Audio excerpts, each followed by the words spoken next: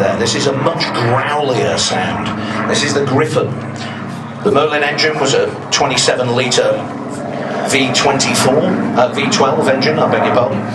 And the Griffon, of course, a much bigger development of the Merlin, much more powerful. This is a 37-litre, and it's got quite a distinctive sound.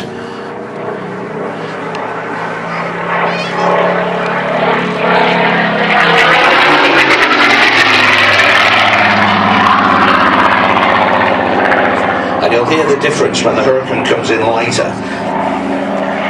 But that is a very, very pretty aeroplane. Battle of Britain Memorial Flight, of course, part of the Royal Air Force. It's there as a flying memorial. In these days, not just to the British and Commonwealth aircrew who died during the Second World War, but to all aircrew who've died in any conflict, I like to think.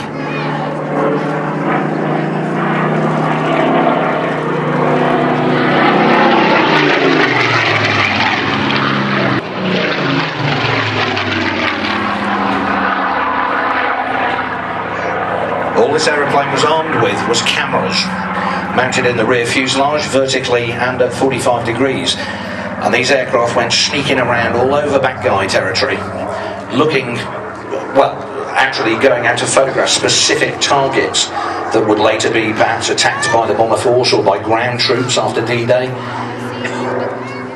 And it was one of these aircraft, a PR Mark 19, that actually flew the last operational sortie by a Spitfire in Royal Air Force service, and that was out in the Far East over Malaya.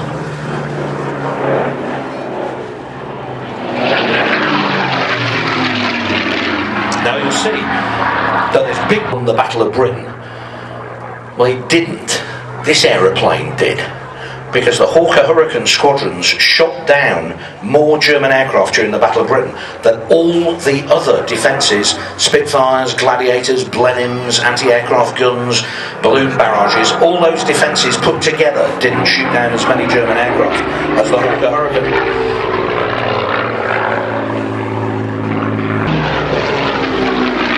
But even late model Hurricanes still had fabric on the rear fuselage, and the rudder, elevator, those sort of bits of the aircraft were still fabric covered.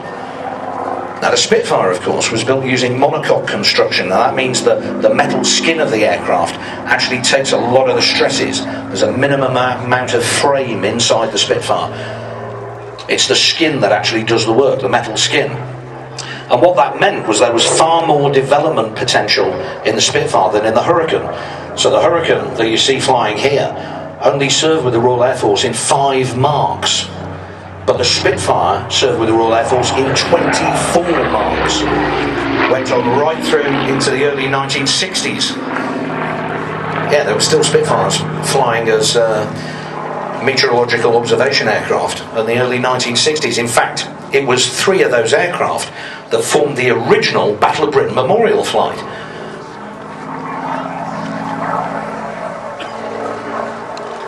The Hurricane, of course, designed by one of the greatest British engineers of all time. People talk about people like Isambard King de Brunel. I talk about Sidney Cam.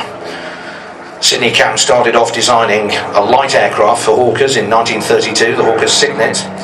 He went on to design the great biplanes in the 1930s. He built an aeroplane called the DC-2, which was roughly similar but with a much thicker wing. It was a much earlier aerodynamic technology. They built an aeroplane called the DC-2, and TWA, the airline, went up to them and said, we need an aeroplane that we can fly from New York to Los Angeles non-stop, and we want to allow people to sleep on it. So they built a quieter, more streamlined, more aerodynamic, refined version called the Douglas Sleeper Transport. They actually had bunk beds on it.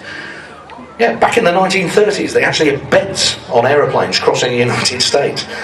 And we think it's sort of a bit rocked up to have it in first class with Virgin or Singapore Airlines today. Well, they were doing it back in the 30s with this aeroplane. Now that DST, Douglas Sleeper Transport, became the DC-3. And believe it or not, even though it first flew in 1935, I think it was, yeah. Believe it or not, when they did a survey of world airlines in 1980, there were more DC-3s still flying than any other type of aircraft. That's how long they've gone on.